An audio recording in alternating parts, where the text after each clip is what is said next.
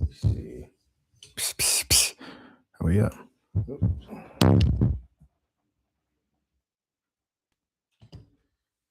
Check, check, check. Yeah.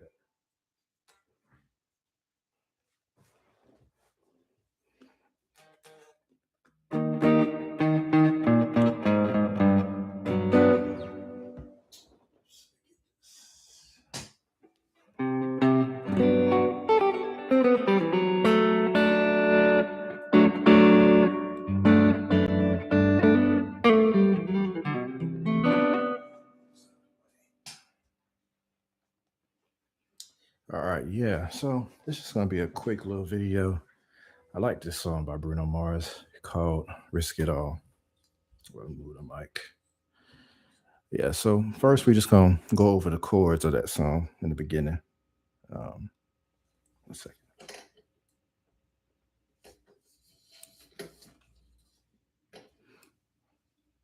If my mic doesn't fall, I think we got it.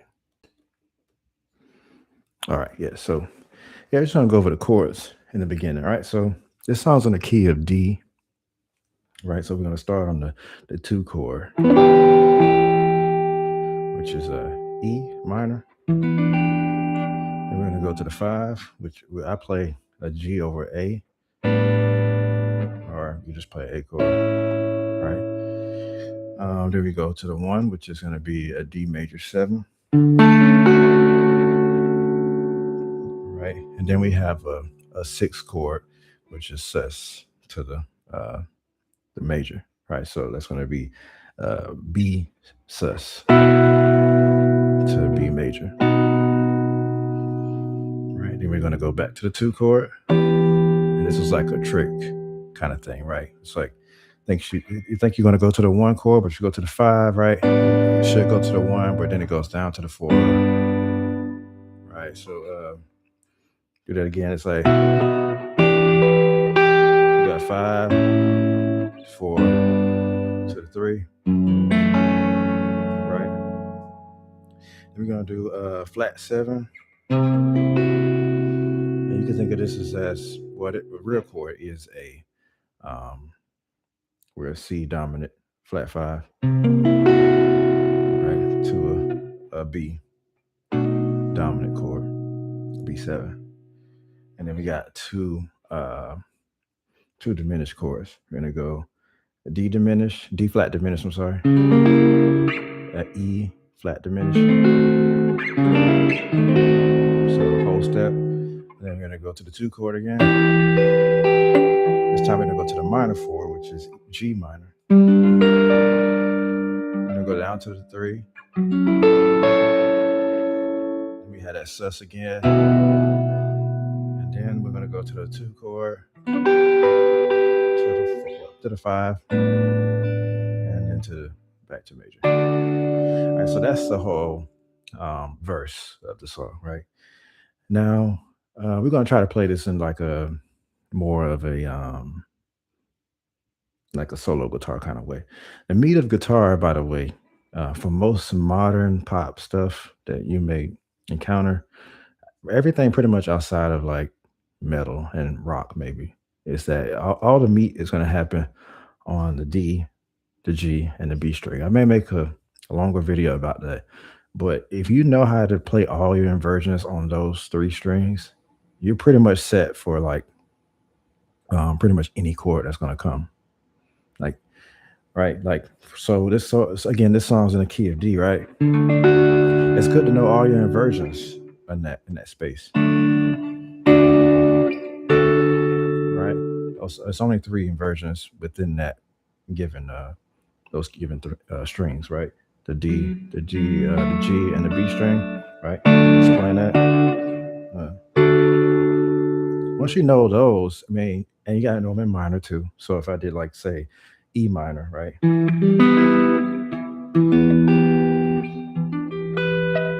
If you know that, I mean, you can pretty much navigate this thing way easier, right? So let's take that melody, right? So we got the two chord, right? So I'm gonna play E down here because I'm already by E minor right here, right? So I'm playing this version of it. All right, our next chord is gonna be the five.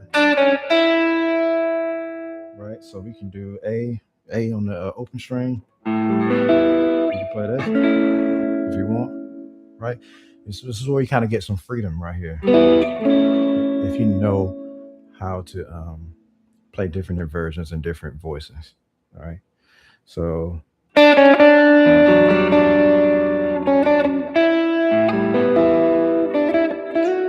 back to the one. Then we go to that sus chord.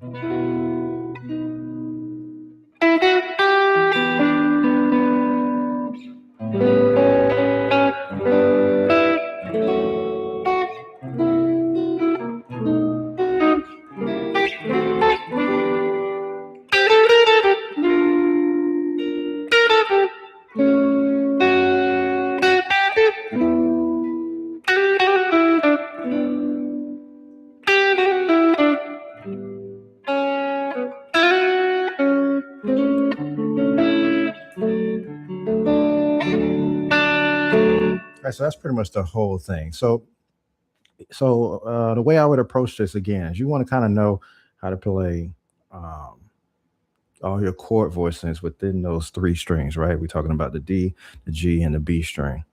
If you know your voicings in that area, it's gonna be good. And then next thing we need to know is the bass notes, right? So I told you before it was 2, 5, 1, right?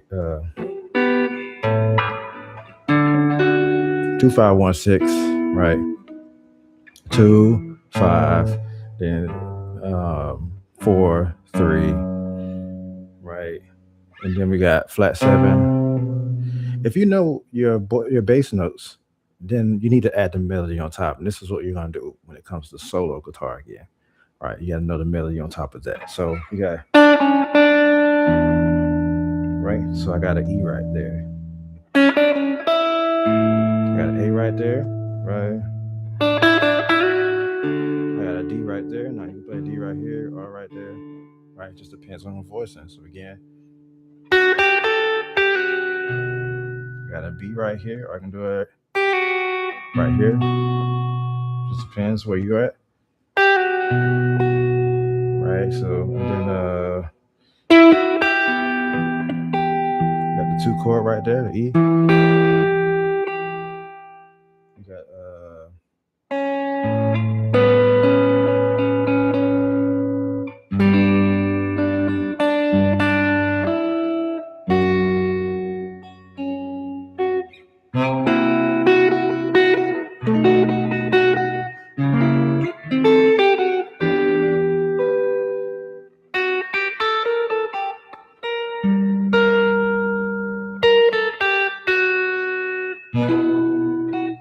well, I'm back.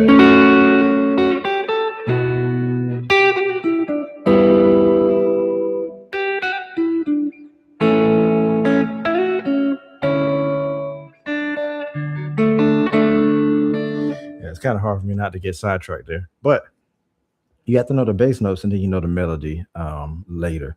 Add the melody just to the top of that. And once you can do both of those, then you can add the chords in between, right? So I wouldn't focus on trying to necessarily play the chords, but know where the melody and the bass note is, and then try to structure your chords around them when you're playing this, right? But you got to know those different inversions, and so and again with just major and minor. So um, all right, so yeah, so we go back to the whole thing, put the whole thing together. We got mm, right.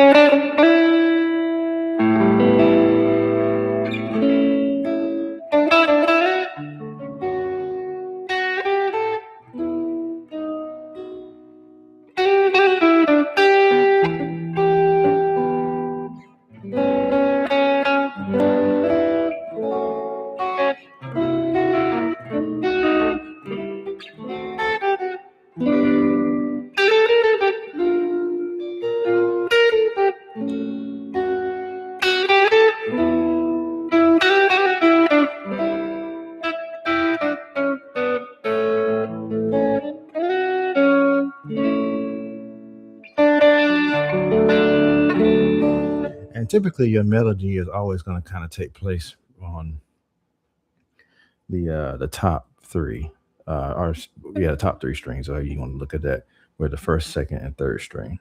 Well, your melody is going to take place on those, and mainly just because I mean you want to be able to support that with the chords and the bass notes. So if your melody is too low on these strings, even though you can probably play it down there, you won't be able to get much support below that. So you kind of want to keep the melody, which is why you see me sliding around versus maybe playing it in one position, right? Because you could just play the whole thing. Right,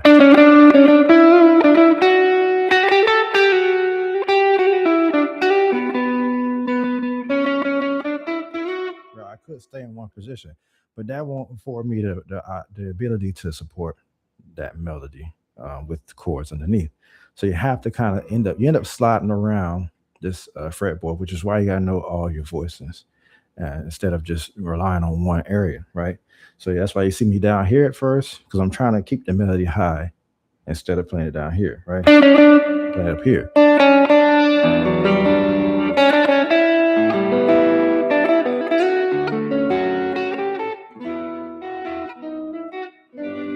See, I'm mostly keeping that melody um, on that B string, right?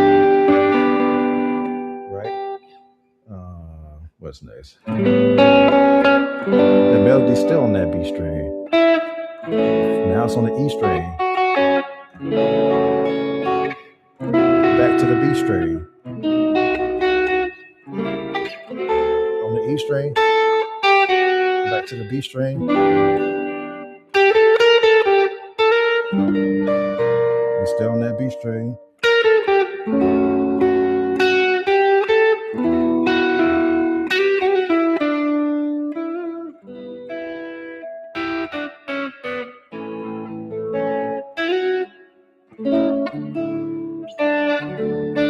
Yeah, so that's what a meat is. I mean, you want to keep it on. I'm just keeping that.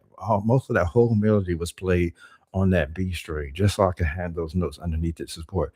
The E strings sometimes are a little too high um, because it's so high, you end up playing, further down here, and then you don't get access to some of those more easier chords to play. I would say, right?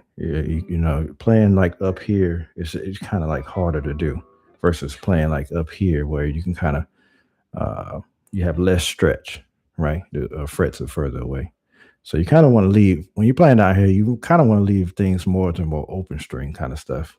Typically, I would say, and then up here you kind of can place your fingers a little bit better in this area. So this ends up being like a good area to play in uh, for melodies and things of that nature. Again, so yeah, that's pretty much it of that song. I mean, if there's anybody in here, that had any questions about any of this stuff, I would definitely go into more um, explanation if there's anything that needs to be explained any better, right? But again, the chorus being that we have the 2-5-1 in the beginning of that, so we have E minor. I can play that so many ways, right?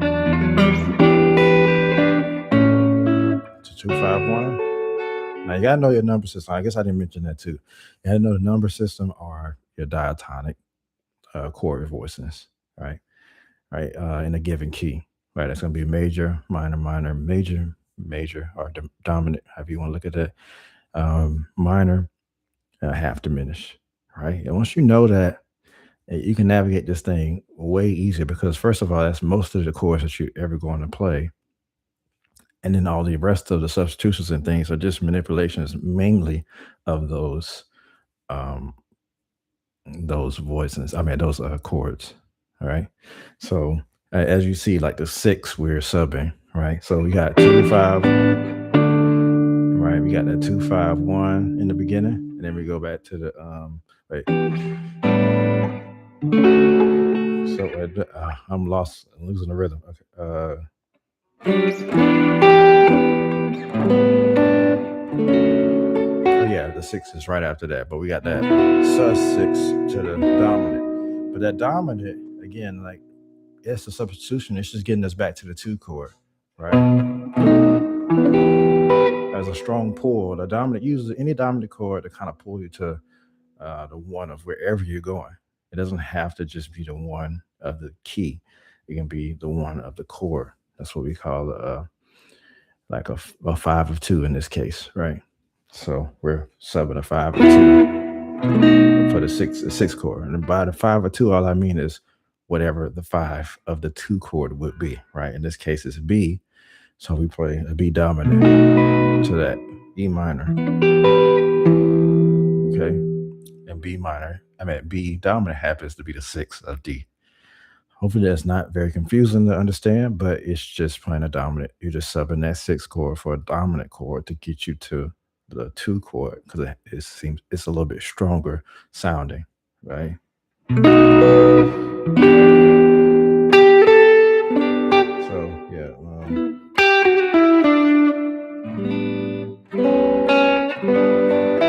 right, so we got so yeah, let me go through that again. It's the one chord, sus to dominant, five or two. We got two chord. We got that. We got a five chord, so we're playing a dominant. Four chord, which is just a major chord. Passing note. Three chord, which is always minor. Right. Dominant. I mean, sorry. The seven flat seven chord. Now this is more of what we call a tritone substitution, right? So this is really like a G flat seven or F sharp seven chord, right? It serves the same function. Again, we're subbing the five of the six, right? And the six being B, five of the six is G flat or F sharp. F sharp is the five of B. So you could play like if I did that again, like I'm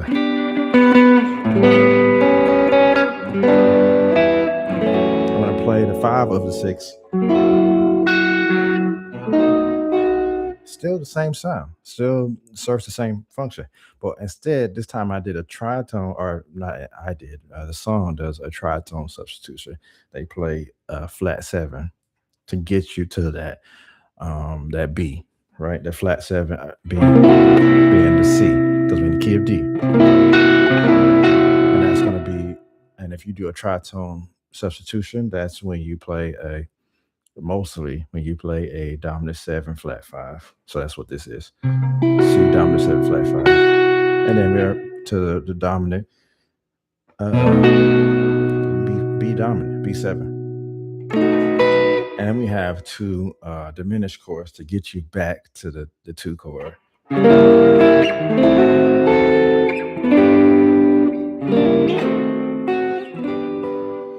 the diminished is also just a five, right? So whenever you could always sub the five for a diminished or diminish with a five, I mean, that's all that a diminished is. So yeah, I mean, and again, for the most part, right? Whenever you're hearing a diminished chord, right, with this, you can just play the normal five that it's going to, right? This is just saying so the two chord, right? That's all right.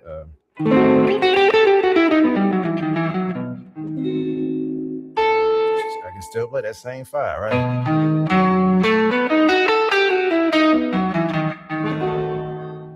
All right, then we're back to the two chord.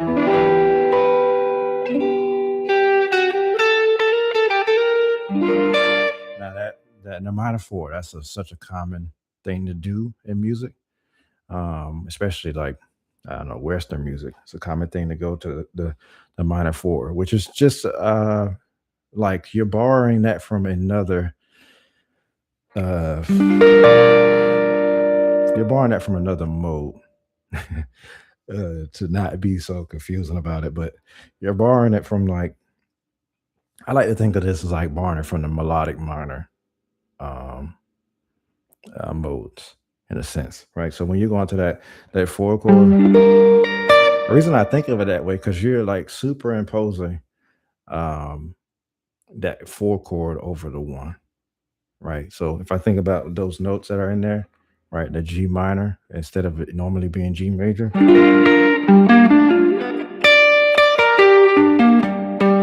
If I just superimpose that over my D chord, or D major scale, and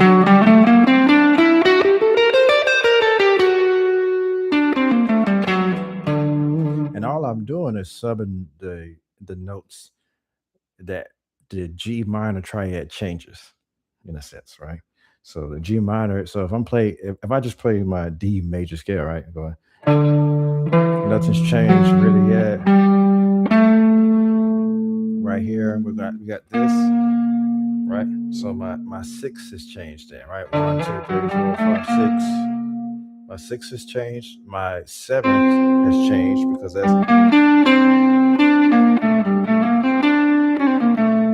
from the D. That's from a G minor right there, right? Right. And then we have our full scale right there. So, right.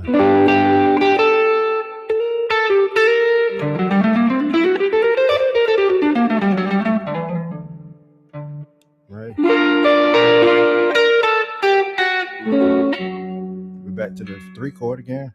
And then we got that six sus. Back to the two chord. Back to the five chord. It's just you can look at it as a major nine, right? A D major nine, right? That's a major chord in a different inversion, right? So I just went from there. You can think of a major nine as A over D, right? So that's it. That's all it is to it. Right now, I went a little bit more into theory on that, but that's just in case anybody wants to know like how it works, or if you ever if you ever lost on why people do these things or any of that stuff like that, just to give you kind of an idea why or how that works, and to also, you know, you can take that and use it in other places, right? You don't have to, not limited to just um, this song, right? So, yeah, that's pretty much it. Yeah, I just try to stream something every day, maybe. But we'll see how this goes. All right. That's it, guys.